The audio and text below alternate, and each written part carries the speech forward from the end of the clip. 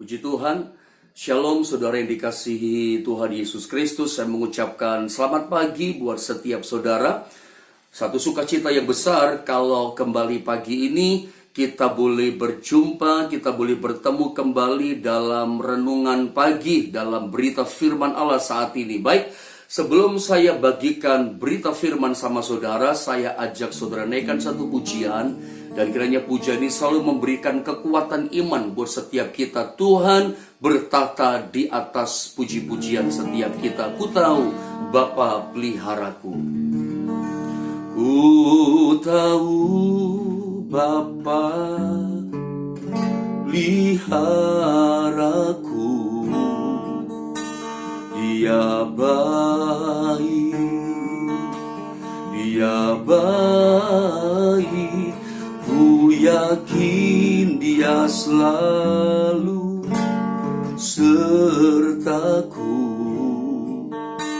Dia baik bagiku. Ku tahu Bapa peliharaku.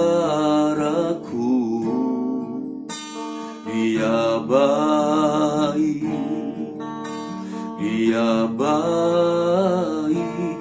Ku yakin Dia selalu sertaku.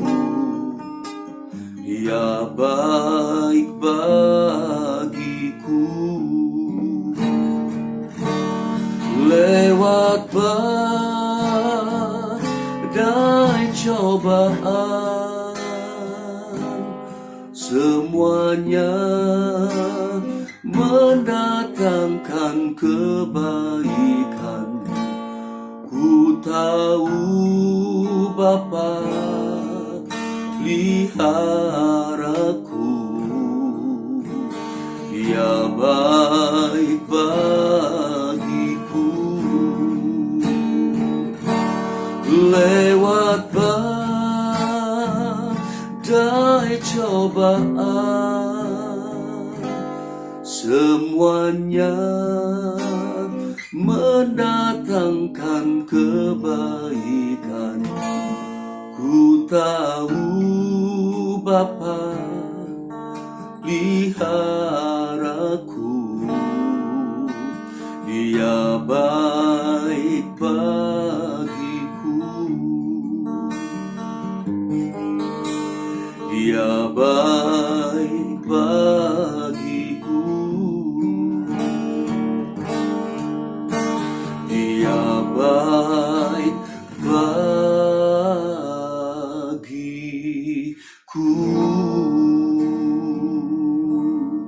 Terima kasih Tuhan Yesus buat pagi ini. Biarlah pagi ini Kau menguatkan kami kembali dengan firman-Mu. Firman yang hidup, firman yang kami percaya, firman yang menjadi pegangan, pedoman dalam hidup kami. Urapilah hamba-Mu Tuhan. Urapi setiap umat-Mu. Sembunyikan hamba-Mu di belakang salib-Mu. Biarlah kemuliaan firman-Mu yang nyata atas setiap kami. Kami siap diberkati, dikuatkan dengan firman-Mu. Dalam nama Tuhan Yesus kami sudah berdoa. Haleluya. Sama-sama katakan amin. Puji Tuhan. Mari siapkan Alkitab saudara. Bersama dengan saya kita buka dalam 2 Raja-Raja pasalnya yang keempat saudara. 2 Raja-Raja pasal 4 kita baca mulai ayat 38. 2 perikop kita baca, 2 cerita berarti saya satukan jadi 1 sampai ayat 44 saudara ya. 2 Raja-Raja pasal yang keempat ayat 38 sampai 44. Baik, mari sama-sama kita membaca ayat ini ya, mulai ayat 38, 2 dan 3. Elisa kembali ke Gilgal pada waktu ada kelaparan di negeri itu.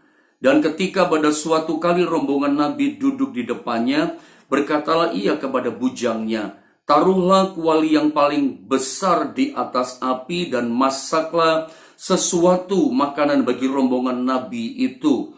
Lalu keluarlah seorang dari mereka ke ladang untuk mengumpulkan sayur-sayuran. Ia menemui pohon sulur-suluran liar dan memetik daripadanya labu liar, serangkul penuh dalam jubahnya. Sesudah ia pulang, Teruslah ia mengiris-irisnya ke dalam kuali masakan tadi, sebab mereka tidak mengenalnya.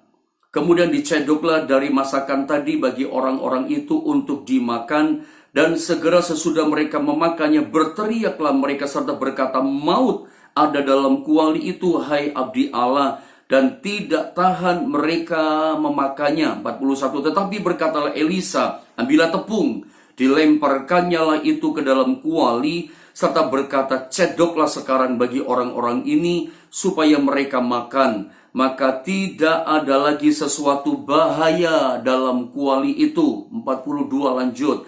Datanglah seseorang dari Baal Salisa dengan membawa bagi abdi Allah roti hulu hasil, yaitu 20 roti jelai serta gandum baru dalam sebuah kantong. Lalu berkatalah Elisa, "Berilah itu kepada orang-orang ini supaya mereka makan." Tetapi pelayannya itu berkata, "Bagaimanakah aku dapat menghidangkan ini di depan 100 orang?" Jawabnya, "Berikanlah kepada orang-orang itu supaya mereka makan.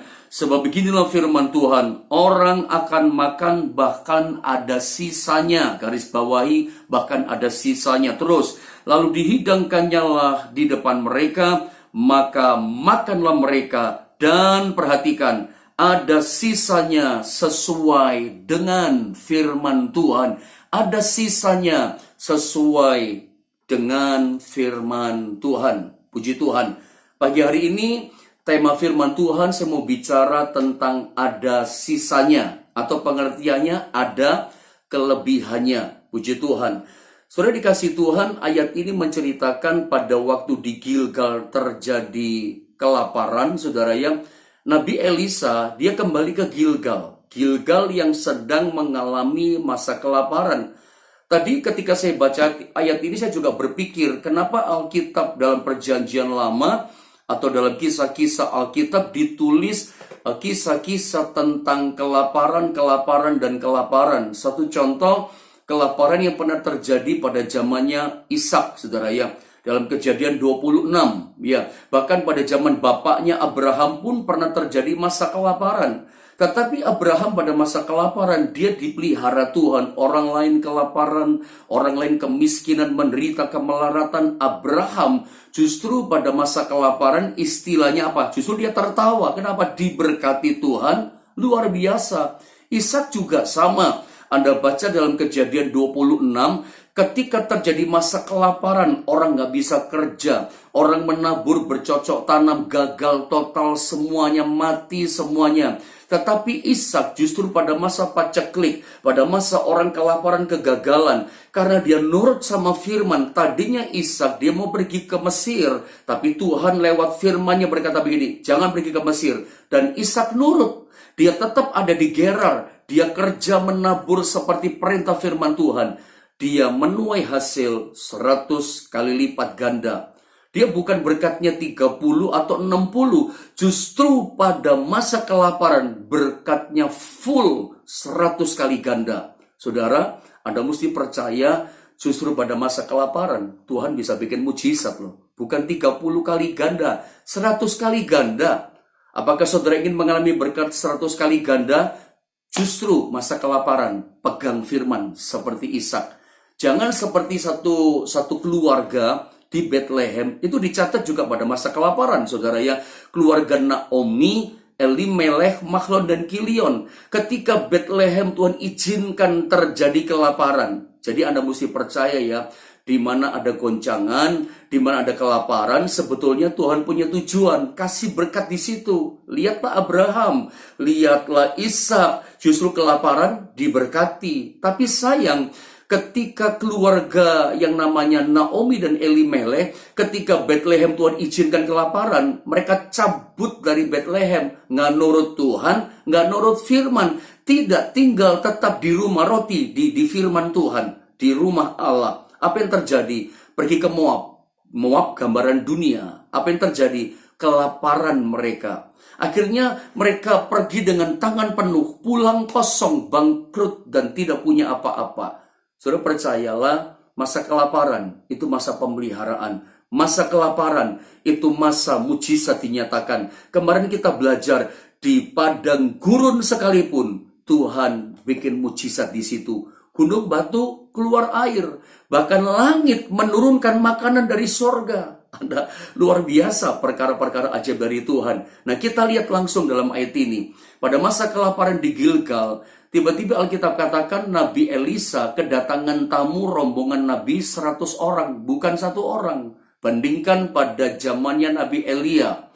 Ketika 3,5 tahun terjadi kelaparan, Bapak Ibu Saudara, Elia diperintahkan Tuhan pergi ke Janda Sarfaat. Janda Sarfaat, masa lapar itu ke menerima tamu 1 orang, hambanya Nabi Elia. Tetapi Nabi Elisa ke generasi berikut yang menggantikan Nabi Elia, itu kedatangan tamu bukan 1 orang, bukan 10 orang, 20 orang, 100 orang nabi, rombongan semua ini tamu, saudara ya.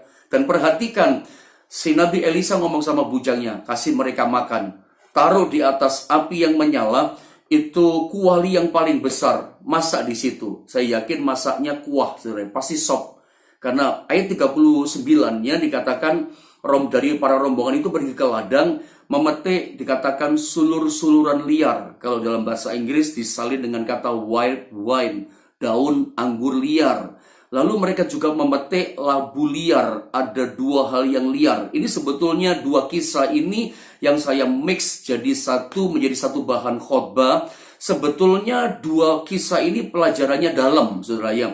Tetapi pagi ini dalam renungan khotbah pagi saya bawa dalam renungan yang sederhana, singkat. Yang penting ada ngerti, ada lakukan, ada diberkati oleh Tuhan. Saudara bisa berkata amin?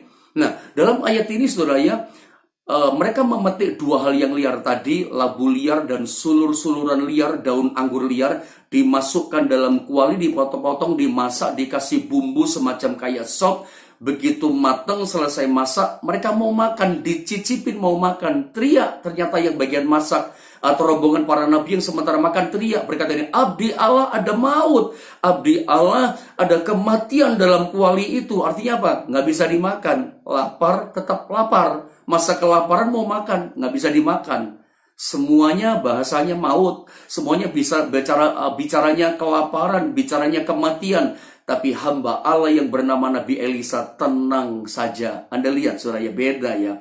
Orang yang hidupnya dekat sama Tuhan, orang yang hidupnya pegang firman, itu tetap tenang pada masa kelaparan. Masa orang berkata kematian, kelaparan, dia tetap tenang. Saya berharap lewat firman Allah ini, pelajaran ini penting buat kita. Saudara, lagi-lagi saya ngomong sama saudara, masa lapar, masa sulit, masa ekonomi tergoncang, efek domino daripada virus corona ini, pegang firman. Percaya pada firman, saudara. Firman itu yang peliharakan engkau. Ada lihat dalam ayat ini dikatakan apa? Elisa berkata begini, lemparkan, masukkan tepung ke dalam kuali maut tadi. Saudara, tepung di sini dari gandum. Gandum yang dihaluskan jadi tepung, tepung dari gandum. Ini secara rohani ayat ini bicara firman Tuhan. Gandum itu bicara pribadi Yesus, firman yang kekal itu.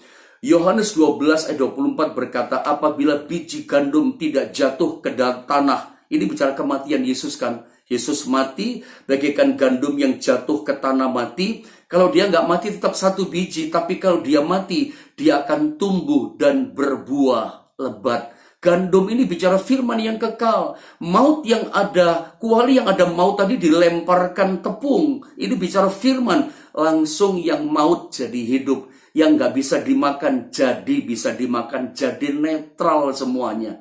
Karena firman. Saudara, tidak ada cara lain. Masa lapar, masa sulit. Kalau Anda mau dipelihara seperti Nabi Elisa, meskipun kedatangan rombongan 100 nabi, tetap ada pemeliharaan yang berkelimpahan. Elisa maupun Ishak, Abraham ngalami itu. Jangan tiru Naomi, tidak pegang firman malah kelaparan. Nah, yang menarik, sementara mereka makan sup itu, tidak ada rotinya. Kalau kita nggak ada nasinya, sementara makan. Lihat jaminan Tuhan. Datang seorang dari Baal Salisa, kalau kita baca tadi pada ayat yang ke-42, saudara ya, bawa 20 roti jelai. Singkat, saya potong saja, Lalu Nabi Elisa ngomong sama bujangnya, kasih mereka makan. Bujangnya bilang apa? Bagaimana mungkin kasih makan? 20 roti jelai tidak akan cukup kasih makan 100 orang. Nabi Elisa ngomong gini, kasih makan saja. Karena firman Tuhan bilang, nanti akan ada sisanya. Dan betul, ketika 20 roti jelai dibagikan kepada 100 orang, ketika mereka makan, lebih, saudara ya, ada sisanya. Kenapa? Karena firman Tuhan, coba saya baca ayat yang terakhir, dibilang begini, saudara ya. Ayat 44 maksud saya. Lalu dihidangkannyalah di depan mereka, maka makanlah mereka, ada sisanya, perhatikan, sesuai dengan firman Tuhan. Sesuai dengan firman Tuhan. Pokoknya begini, pegang firman, pegang perkataan Tuhan, apa yang dijanjikannya pasti digenapi. Saudara, bagi Tuhan gak ada yang sulit. Mau 1 orang, 100 orang, 4.000 orang, 5.000 orang, tetap dipelihara dengan luar biasa. Dari 20 roti jelai, itu bisa ada sisanya. Kita ingat 5 ketul roti, 2 ekor ikan. Itu bisa memelihara 5.000 orang, kasih makan kenyang. Masih ada sisanya berapa? 12 bakul. Anda ingat tidak kisah tentang Nabi Elia? Ketika dia berkata kepada janda, demi Tuhanku yang hidup, kasih dulu roti untuk aku. Demi Tuhan yang hidup, lakukan untuk Tuhan yang hidup. Ya, dan singkat kata, janda ini nurut. Tepung segenggam, minyak sedikit dalam buli-buli, cuma sedikit, bagikan 20 roti jelai, bagikan 5 ketul roti, 2 ekor ikan, cuma sedikit, tapi ada sisanya. Sisanya kalau janda Sarfat itu sampai 3,5 tahun, bikin roti untuk Elia, bikin roti untuk anaknya, bikin roti untuk dirinya, bahkan terus dia makan untuk keluarganya dengan anaknya sampai 3,5 tahun. Terus ada sisanya, terus ada kelebihannya. Kenapa? Demi Tuhan yang hidup, demi firman Tuhan. Saudara, apapun yang Anda lakukan demi firman Tuhan, apapun yang kau kerjakan karena firman Tuhan, apapun yang Anda lakukan demi Tuhan yang hidup. Ingat, Yesus kita bukan Yesus yang mati, Yesus Tuhan kita, Yesus yang hidup. Masa sukar, masa sulit ini, pekerjaanmu mungkin mengalami kesulitan, akan hidup kembali. Kapan? Ketika Anda nurut sama firman, demi firman yang hidup, demi Tuhan yang hidup, Anda dipelihara Tuhan dengan luar biasa. Kita sama-sama doa, saudara ya. Terima kasih Tuhan Yesus buat pagi ini. Biarlah firman yang hidup menguatkan setiap kami. Sebagaimana hamba-hambamu di toko Alkitab dipelihara Tuhan, peliharakanlah jemaatmu Tuhan. Seperti Elia bahkan di sungai Kerit dipelihara oleh burung gagak. Pagi sore dapat roti bahkan daging. Secara manusia tidak masuk akal. Tetapi Tuhan itu pembuat mujizat yang luar biasa. Berkatilah umatmu, masa sukar tidak ada yang kekurangan. Selama kami melakukan firman yang hidup, perintah Tuhan yang hidup kami taati. Kami hidup dipelihara Tuhan. Bisnis kami hidup, pekerjaan kami hidup, rumah tangga kami hidup, ekonomi kami hidup. Karena Tuhan kami, Tuhan yang hidup. Peliharakan umatmu, peliharakan gerejamu Tuhan. Berkatilah bangsa kami Indonesia. Berkati juga bangsa-bangsa di dunia. Kami berdoa, kami percaya pada waktunya dunia akan tenang kembali.